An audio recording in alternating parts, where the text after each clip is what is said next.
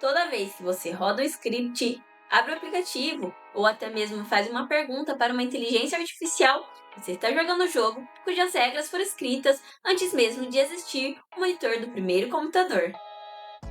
Hoje, vamos abrir o capô para entender como as descobertas estritamente teóricas de Turing foram capazes de criar a ciência da computação e prever a inteligência artificial através da filosofia e da lógica pura.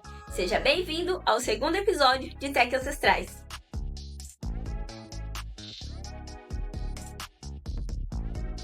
A maioria das pessoas conhece Alan Turing pelo filme de Hollywood ou até mesmo por ele ter quebrado o enigma durante a guerra.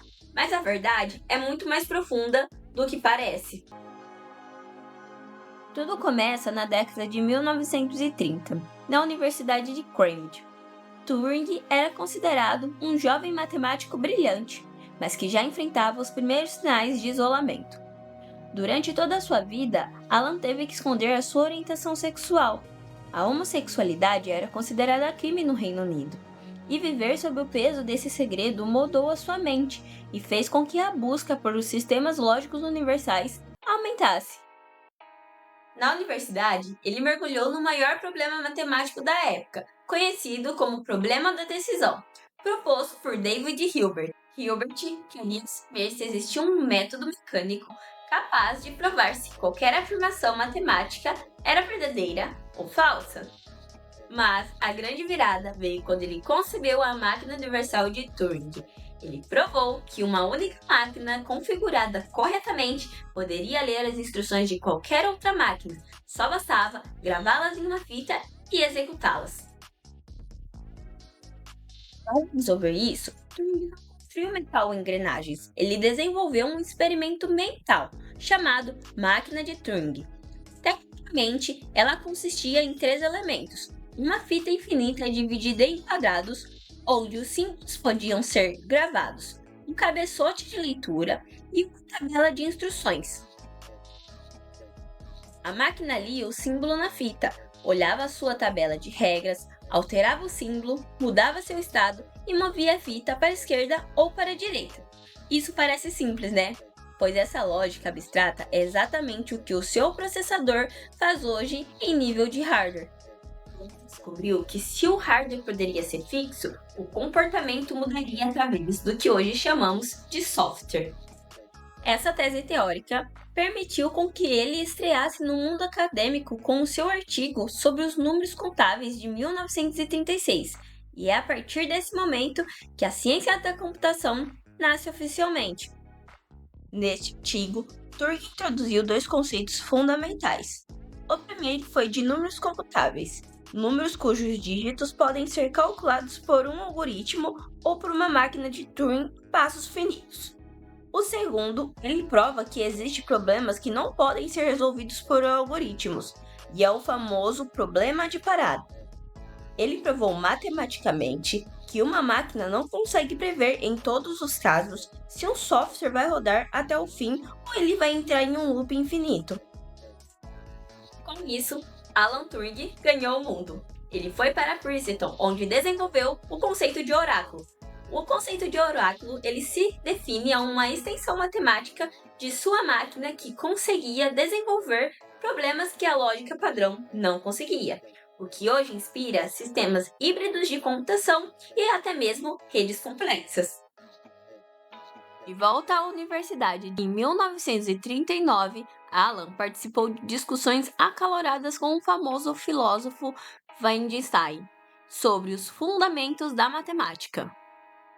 Enquanto Wittgenstein via a matemática como um jogo de linguagem humana, Turing a enxergava como uma realidade mecânica funcional.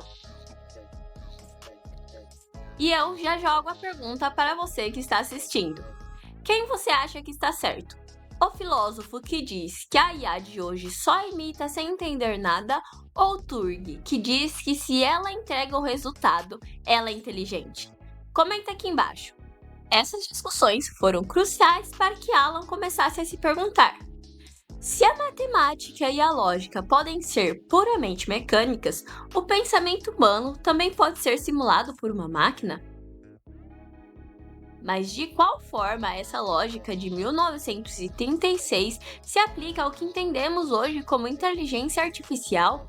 Em 1950, Alan consolida isso ao publicar o artigo que lança as bases da IA, Sistemas de Computação e Inteligência. É aqui que ele cria o jogo da imitação, hoje conhecido como teste de Turing. Ele propõe que, em vez de tentarmos definir filosoficamente o que é pensar, devemos avaliar se o comportamento da máquina é distinguível do humano. A definição moderna da computação ainda é estritamente a máquina de Turing. Modelos de IA, como as grandes linguagens de aprendizado, operam sob premissa de processar símbolos textuais, através de regras matemáticas maciças e transições de estados. Mas Turing queria ir muito além da teoria. Então, juntamente com o cientista Max Neumann, no laboratório de Manchester, ele começou a trabalhar no projeto da inteligência de máquina, usando o computador Manchester Mark I. Turing não queria apenas programar regras fixas, ele começou a desenhar um software de xadrez que aprendia com os próprios erros. Ele previu o que hoje chamamos de aprendizado por reforço. Ele queria criar uma mente infantil, digital e a educá-la.